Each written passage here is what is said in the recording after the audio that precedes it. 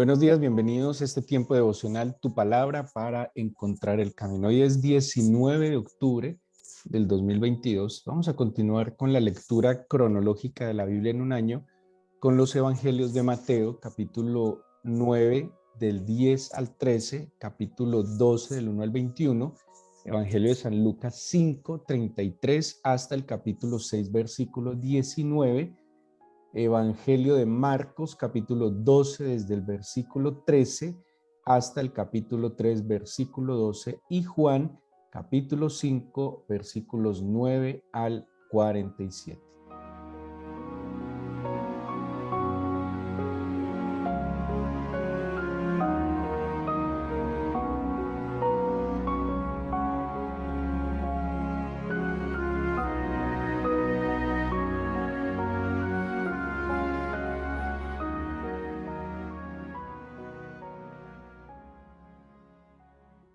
Hemos hecho un recorrido extraordinario durante este año en la lectura cronológica de la Biblia, siguiendo lo que el mismo Evangelio de San Juan en el capítulo 5, versículo 39 nos exhorta a escudriñar las Escrituras, porque a nosotros, dice así, a vosotros os parece que en ellas tenéis la vida eterna, pero lo más importante de las Escrituras es que dan testimonio del Señor Jesús. Nosotros somos cristianos. Nuestra fe se fundamenta en la obra redentora que el Eterno hizo a través de su unigénito y posteriormente primogénito Jesucristo. Así que llegar a este momento de ir a los evangelios del Nuevo Testamento, ya después de haber hecho todo este recorrido de todo el Antiguo Testamento, estoy convencido que vamos a poder comprender mucho mejor la obra redentora que el Señor Jesucristo ha hecho por cada uno de nosotros. Esa es la razón de ser esta es la razón de nuestra existencia, la obra de Cristo. Fuimos redimidos, nuestros pecados fueron perdonados, hemos sido liberados de no solo del yugo del pecado, sino de la condenación, de la muerte eterna. Y por eso llegar a los evangelios pues debe ser un desafío también para nosotros de identificarnos en Jesucristo. Ayer empezamos a hablar del inicio del ministerio, del servicio, de la diaconía de nuestro Señor. Vimos unas características que tiene la obra del Señor Jesús. Y recuerdo lo que dice el mismo Evangelio, el Evangelio de San Lucas, en el capítulo 17, versículos 1 y 2. Dijo Jesús a sus discípulos: imposible es que no vengan tropiezos, mas hay de aquel por quien vienen. Mejor le fuera que se le atase al cuello una piedra de molino y se le arrojase al mar que hacer tropezar a uno de estos pequeñitos. Mire lo que está diciendo aquí el mismo Señor Jesús. Imposible es que no vengan tropiezos.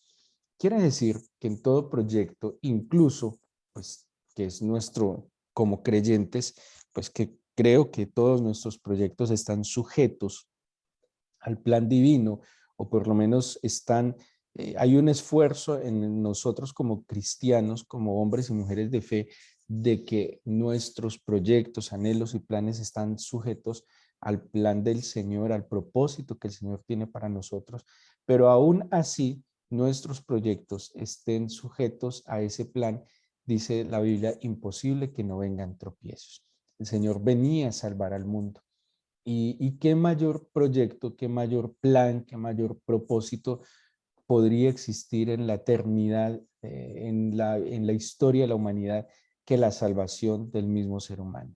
No creo que haya un plan más admirable, más perfecto que la salvación del ser humano. Y cualquiera diría, al ser este plan que tiene el Eterno de salvar al ser humano, pues todo sería como fácil y me imagino. El mundo está perdido, el mundo está en unas condiciones lamentables, aparece el Salvador, cualquiera diría que sería recibido con las manos abiertas, con las puertas abiertas, pero de ninguna manera. ¿Qué me dijo el mismo Señor Jesús? Aún todo proyecto, por más, bueno, voy a utilizar la palabra altruista, que no es el propósito, o sea, no es el fin del plan divino, pero digamos que más piensa en el bienestar humano, aún esos proyectos van a tener oposición, ¿sí? No podemos pensar, y así lo conoció el Señor, que por el hecho incluso de hacer algo que sabemos y tenemos la certeza que va a glorificar al Señor y que tenemos la certeza que es el propósito de Dios, no quiere decir que no vaya a haber oposición. Y de eso se tratan algunos textos que veremos hoy en los evangelios. La oposición que el Señor empieza a tener de sus compatriotas en este proyecto y en este plan. Lastimosamente, los que esperaría cualquiera que se uniera a este proyecto empiezan a oponerse, ¿sí? Eso pasa, incluso, por ejemplo, cuando el Señor dice que Él sería una causa de división, muchas personas, cuando alguien de la familia se convierte a la fe, encuentra en Jesús su camino, su verdad y su vida, encuentra en Jesucristo su proyecto y su propósito de vida, muchos tienen oposición. A veces aquel que lee la Biblia, que asiste a una iglesia, que cambia su modo de vida, que cambia su cosmovisión de la Biblia, es más juzgado que aquel que sigue en la corriente, ¿sí? No sé, el joven que prefiere ir a la iglesia, leer la Biblia, hacer su devocional, es más juzgado a veces que aquel joven que quiere andar en una vida disoluta, entre comillas, viviendo su juventud.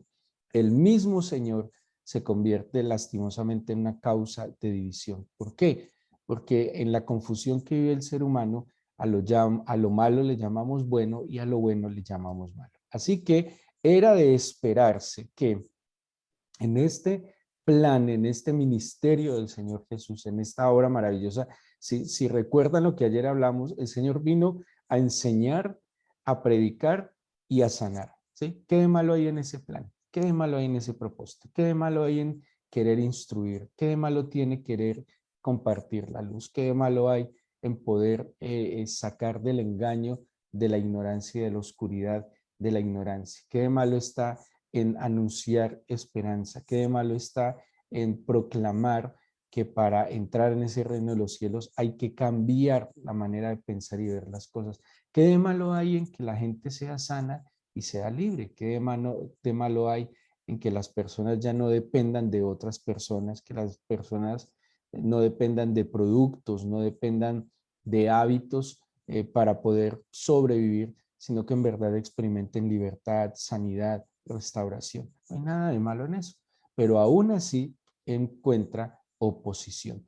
Y esa oposición, como hoy y a través de toda la historia de la humanidad la ha tenido el camino de la fe, la tuvo el mismo Señor Jesús. Así que tengamos presente que esto está en el presupuesto. ¿Qué está en el presupuesto?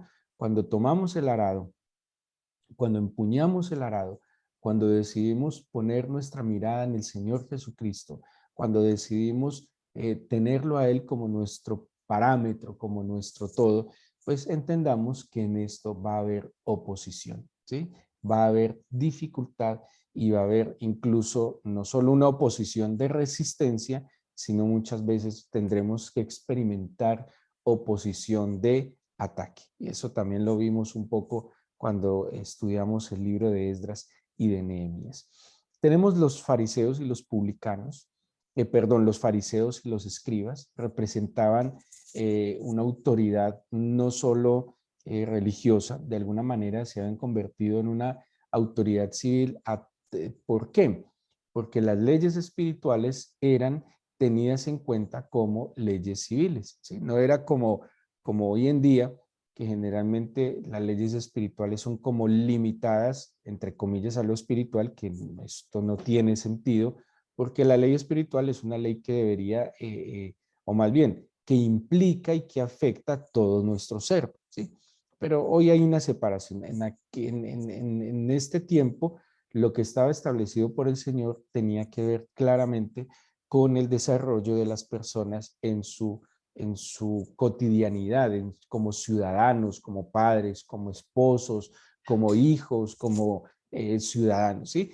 Estas leyes entonces estaban allí para cumplirse, y la idea de qué es lo que el Señor va a empezar a enseñar no es la exigencia que otros las cumplan, sino que cada uno con responsabilidad y humildad las cumpla. Ese ha sido como una gran dificultad de la humanidad a través de la historia, que quiero que otros cumplan lo que yo no puedo cumplir, que quiero que otros hagan lo que yo no puedo hacer. Entonces a veces le pedimos fidelidad a otro, pero a nosotros nos cuesta ser fieles. Pedimos que otro nos respete, pero nosotros no le respetamos. Exigimos que otros cumplan con todos sus deberes y con todas sus responsabilidades y nosotros no las cumplimos cabalmente. Ese ha sido un gran lío a través de la historia de la humanidad. Y los fariseos y los escribas representaban aquellos que conocían las leyes, aquellos que conocían claramente lo que el Señor había establecido, pero que se ponían en ese lugar de exigir que otros lo cumplieran, ellos tal vez no necesariamente cumpliéndolos. Entonces, cuando ven al Señor Jesús, que va más allá, porque no es que el Señor Jesús no cumpliera lo que estuviera escrito, sino que el Señor Jesús iba más allá de lo que estaba escrito. Haciendo una aclaración que en algún momento se las hice, en Israel en la época del Señor Jesús, que se viene todo esto post el exilio, se crean en el exilio una especie de comentarios a las leyes, ¿sí? Que se van a conocer como la Misná, el Talmud, y en estas tradiciones, que inicialmente eran unas tradiciones orales, comentarios o explicaciones o interpretaciones que se le daban a la ley de Moisés, pues de alguna manera en el judaísmo empezó a tener más peso estos comentarios rabínicos o estas interpretaciones rabínicas que la misma Torah, ¿sí? Entonces, por decir algo, decía, guardaréis el día de reposo. Era una ley general. Ellos empiezan a tratar de darle una interpretación, a tratar de darle una, no sé si estoy, espero no estar equivocado, algo así como que hay una constitución y hay unas leyes que facilitan la ejecución de esta constitución, algo así como una jurisprudencia serían estas leyes orales. ¿Qué pasaba entonces? Entonces decía el día de reposo. El día de reposo será un día dedicado para el Señor. No haréis trabajo alguno en él. 6 días trabajaréis, el séptimo será para el Señor. ¿Sí? Había una ley general. Ellos empiezan a interpretar y con el pasar de los años empiezan a, digámoslo de alguna manera, como a filosofar. ¿Sí? Entonces empiezan a decir, bueno, ¿cuánto se puede caminar en el día de reposo? ¿Qué se puede hacer? ¿Cuántas cosas se pueden? Entonces empiezan a sacarle una cantidad de detalles y se quedaron en la minucia y abandonaron la esencia de lo que era el día de reposo como tal. ¿Qué era el día de reposo? Era un día donde mi mente, mi corazón estuviera enfocado en el Señor. Y ojo que no era simplemente no hacer nada, porque como dice el mismo evangelio, que el Señor Jesús les dice, venga, entonces los sacerdotes y levitas están pecando, porque los que más trabajan en el día de reposo son los sacerdotes y levitas, porque ellos están atentos del culto en el día de reposo. Entonces, aquí hay una contradicción, ¿sí? O sea, no se trata de no hacer nada, porque, perdónenme, si para mí el día de reposo en el Señor es quedarme haciendo nada en mi casa, ¿sí? Que a ver, bueno, lo que sea, no hago nada, me quedo en la casa viendo televisión todo el día, rascándome el ombligo, eso cómo podemos decir que es el día del Señor. El día del Señor implicará entonces que yo me aparte para el Señor, que yo busque el rostro del Señor, que yo ore, le adore, que me congregue, ¿sí? Que yo me reúna a compartir mi fe, que me reúna en mi casa. Ese es el día del Señor, donde Él es el centro exclusivo de ese día.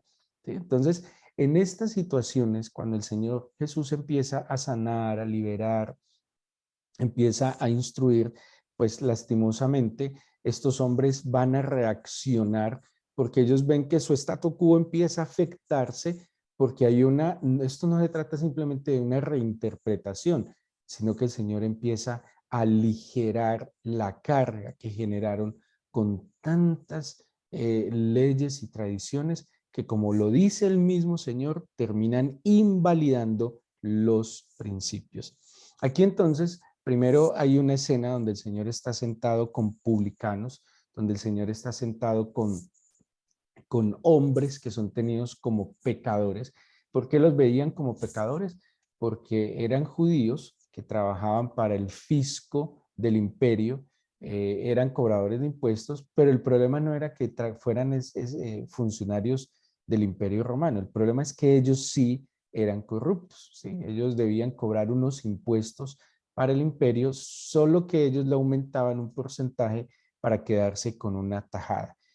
Por eso eran vistos como hombres pecadores, porque de verdad estaban robando, ¿sí? Por eso Zaqueo, cuando que era el jefe publicano, reconoce su pecado, él dice, voy a devolver, y uno devuelve lo que le ha quitado a otro. El problema del publicano es que no estaba contento con su salario, sino que además buscaba que le pagaran o buscaba una retribución adicional. ¿Y de dónde salía? Como hoy en día, del bolsillo del pueblo, ¿sí? Y ellos los tenían como pecadores. Hoy en día no los tenemos como pecadores, sino tal vez como íconos, ¿sí? Lastimosamente, pero en aquella época claramente eran marginados, eran tenidos como pecadores, la sociedad los rechazaba. Ahora, el Señor sentado con ellos, esto es impresionante, porque lo que el Señor está buscando con ellos no es otra cosa sino su conversión. No, y aquí no hay otra cosa diferente que nosotros debamos pedir por los que están en autoridad. Yo les digo algo. ¿Para qué vamos a orar? Que el Señor respalde a nuestras autoridades, presidente, gabinete, congreso. No, no, pedirle que lo respalde es como alcahuetear su vagabundería. Lo que nosotros necesitamos pedir es la conversión de estos personajes, que en verdad se arrepientan de esos malos caminos para que le devuelvan al pueblo lo que tanto le han quitado. Esa era la razón de ser que el Señor está con estos hombres, porque Él les reconoce que son necesitados, les reconoce que son pecadores. Es que un pecador, aunque sea un maligno, un malvado, el pecador es un necesitado, como todos nosotros lo hemos sido. Nosotros hemos sido pecadores, nosotros hemos estado en las tinieblas, nosotros hemos sido ignorantes, engañados y movidos por pasiones equivocadas. Si nuestra oración, mire que esto es guerra espiritual. ¿Qué es guerra espiritual? Interceder por la conversión del malvado. Imagínense el golpe certero al enemigo cuando una de estas autoridades corruptas reconozcan a Jesucristo como Señor y Salvador, se arrepientan de sus malos caminos y hagan como lo de Zaqueo. Es que lo de Zaqueo es impresionante. Zaqueo era como un ministro de Hacienda, era jefe de los publicanos. Y Zaqueo está diciendo, mire, yo voy a compartir primero, pero además voy a devolver multiplicado lo que les he quitado. O sea que cuánta gente no recuperó su casita, no recuperó sus enseres gracias a la conversión de Zaqueo. Y aquí estamos en el Evangelio de Mateo, también con la conversión de Mateo, que no era un jefe publicano, pero también era un publicano y tenía obviamente su tajada. Y ante esta conversión, claro, aparecen los fariseos a cuestionar al Señor. La otra escena que está en el Evangelio de Juan es la escena del paralítico de Betesda. Les estoy haciendo como un resumen de la lectura de hoy. Es un milagro extraordinario, es un milagro que tiene un sinnúmero de particularidades.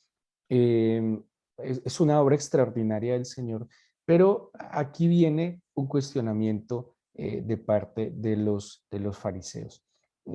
Y tiene que ver de nuevo con la autoridad de él, porque en el día de reposo.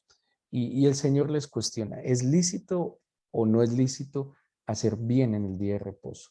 ¿Cómo puede ser que el día de reposo sea el día del Señor y que nosotros no hagamos bien en el día del Señor aquel a quien ama el Señor? El Señor ama al que está sufriendo. El Señor ama al menesteroso. Y yo cómo puedo recoger mi mano de hacer el bien es contradictorio, ¿sí? Si es el día del Señor, todo lo que yo haga en ese día tiene que ser para la gloria del Señor, absolutamente. ¿Y qué glorifica al Señor? Glorifica al Señor el que yo le haga bien a mi prójimo. Glorifica al Señor el que yo tenga misericordia de la necesidad del otro. Yo cómo puedo decir, no, hoy es el día del Señor, yo no te puedo dar pan, ven mañana, y si mañana es demasiado tarde. Y ese es el cuestionamiento. Imagínense este milagro, era un paralítico, llevaba muchos años, la Biblia habla de 38 años que estaba enfermo. Había un tema bien particular de estudiarlo, de verdad que venía un ángel, movía las aguas y el primero que entrara en ese pozo se sanaba. Él era paralítico, no tenía cómo llegar allá, ya otro siempre se le adelantaba, pero estaba en el lugar que debía estar. Y en ese momento llegó el Señor Jesús, extendió su mano, perdonó sus pecados, así dice la Biblia, le dice, levántate, toma tu lecho y anda. Y ante este milagro, que debería generar admiración, reconocimiento, que vino oposición. Pero ¿cómo se mantiene el Señor en tener y dar a conocer la certeza de que es la autoridad que el Padre le había dado? Y aquí hay unas expresiones bien especiales de parte del Señor. En el capítulo 5, versículo 30 de Juan, dice, no puedo yo hacer nada por mí mismo, según oigo, así juzgo, y mi juicio es justo, porque no busco mi voluntad, sino la voluntad del que me envió, la del Padre. Si yo doy testimonio acerca de mí mismo, mi testimonio no es verdadero. Otro es el que da testimonio acerca de mí y sé que el testimonio que da de mí es verdadero. Les digo que estas palabras del Señor Jesús son impresionantes. ¿Por qué? Porque hace contrario a lo que cada uno de nosotros tal vez hemos hecho. Ustedes sí han notado que generalmente el más gran testimonio que cada uno tiene de sí mismo es el que uno da. ¿Sí? Y él dice, si yo doy testimonio de mí mismo, no vale. O sea, no tiene sentido que yo diga a ver, no está mal que yo reconozca con humildad mis virtudes, ¿sí? No está mal que yo reconozca con humildad lo que el Señor me ha concedido, me ha dado, me ha enseñado, pero para su gloria. Pero no está bien que es algo así como que yo me venda, ¿sí? Eso se volvió muy de moda. El personal branding, creo que lo llaman así, el ser una marca personal. Entonces cada uno testifica de sí mismo, cada uno muestra lo que como si se vendiera a sí mismo. ¿Qué está diciendo el Señor? No, primero yo no hago nada por mí mismo, ¿sí? O sea, yo no hago nada para mi gloria ni nada de eso. Yo no hago nada por mí mismo. Yo hago las cosas según las escucho y yo hago porque mi propósito, yo vine a este mundo es para hacer la voluntad del que me envió y el que me envió es el Padre. Si yo diera testimonio de mí mismo, mi testimonio no es verdadero. ¿Cuál es el testimonio verdadero? Que otro da testimonio de mí. Es espectacular. O sea que para que otro dé testimonio de mí, no se trata de que yo hable, se trata de que yo haga. Por eso, como dice Lucas, y como dice Lucas en el Evangelio y en los Hechos, cómo Jesús comenzó a hacer y a enseñar. Como el Señor comenzó a hacer, no solo el Padre, sino otros dieron testimonio de él. Aquí no se trata entonces de palabrería que está muy de moda, es que hablar es tan fácil. Hablar es tan fácil y hablar además causa tanto daño hoy en día que vivimos con tanta especulación. Hablar no es el centro de la obra del Señor, era hacer. Y nosotros como hijos del Señor estamos llamados más que hablar a hacer. Y cuando yo hago conforme a la voluntad de mi Padre, entonces mis hechos estarán dando testimonio no solo del que me envió, sino de la obra que yo estoy ejecutando en su nombre. Y eso es lo que le da peso al discurso del Señor Jesús, que lo que él hizo cuando lo enseñó tenía todo el respaldo de la obra, pero además fue antecedido por el testimonio. Algo así, el Señor hizo, se dio testimonio de lo que él hizo y cuando él habló ya tenía todo preparado para que se diera, para que convenciera y atravesara el corazón de los que creyeron. ¿Sí? Y así el Señor Jesús, cuando es cuestionado en su autoridad, dice, sí, es cierto, no es que sea una autoridad de mí mismo, es una autoridad que viene por el testimonio de mi Padre y porque yo hago la voluntad de mi Padre. es espectacular. Al final, bueno, también va a terminar esta lectura del día de hoy con la elección de los 12 apóstoles. Entonces, mire que tenemos como unas transiciones. Empieza el Señor el ministerio, va a tener oposición y esa oposición, esa dificultad, pues va a generar una bendición a la postre y es la organización. Y es cuando va a establecer a sus 12 discípulos. Hay algo muy, muy especial que quiero terminar con esto para que oremos. Y en esta lección de los apóstoles, dice el Evangelio de San Lucas, capítulo 6, lo siguiente, versículo 12. Dice de la siguiente manera: en aquellos días fue al monte a orar, pasó la noche orando, y cuando era de día llamó a sus discípulos y escogió a 12 de ellos, a los cuales también llamó apóstoles. Apóstoles es algo así como enviados.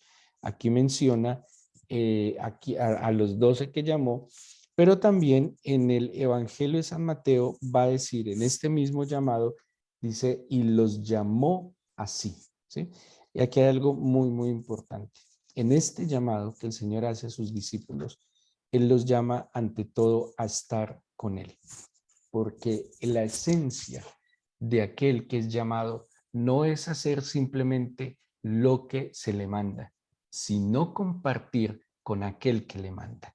Y eso fue lo que hizo que el Señor Jesús hiciera conforme a la voluntad del Padre. No solo hacía lo que le mandaba, sino que permanecía con aquel que le mandaba. Por eso había una conexión. Y el secreto de este camino de fe es que nosotros estemos con el Señor Jesús. No solo que hagamos lo que Él nos pida, que es muy importante y es completamente válido y necesario, pero esencial es estar con Él. Porque estar con Él es vivir, estar con Él es aprender, estar con Él es ser amado, pero estar con Él también es amar. Estar con Él es ser transformado. Yo puedo hacer lo que Él me dice, pero lo que va a cambiar, a mudar mi corazón, es estar con Él en el secreto. Y yo puedo ir a la Escritura y esforzarme en hacer todo lo que la Escritura dice. Y es válido, y es lícito, y es necesario. Pero me voy a quedar como a la mitad del camino, porque lo que cada uno de nosotros necesita es ser transformado. Y solo somos transformados en su presencia, a través de la oración, de la adoración, del apartarnos, estar con Él. Porque necesitamos no solo sus palabras, le necesitamos a Él. Y el Señor Jesús, cuando llamó a sus discípulos, no solo los llamó a cumplir una misión, sino a que estuvieran con Él. Porque Él sabía que en la medida en que caminaban, caminaban y caminaban con Él, se iban a ir impregnando de su esencia, de su sabiduría, de su amor. Y creo que nosotros para cada día necesitamos de esa esencia. Así que ahí les dejo con estos puntos que los tengan en cuenta en su lectura. Espero que saquen el tiempo de leerlo detenidamente, de meditarlo, y así como a veces sacamos el tiempo para hacer ejercicio físico, bueno, para tantas cosas, es bueno que siempre tengamos un tiempo aparte, que podamos estar con el Señor en su presencia en la intimidad. Vamos a orar, entreguémosle este día al Señor en oración.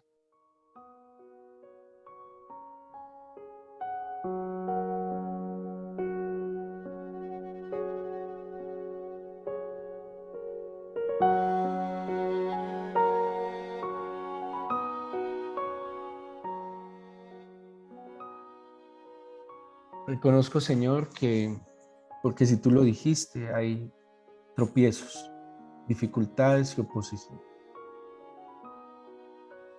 Hoy tu palabra nos muestra cómo tú supiste sortear cada una de estas situaciones y de ellas salieron enseñanzas, instrucciones, decisiones. No te dejaste disminuir ni permitiste que tu propósito fuera minimizado. Por el contrario, Señor, cada oposición fue una oportunidad de enseñar, de afirmar, de confirmar.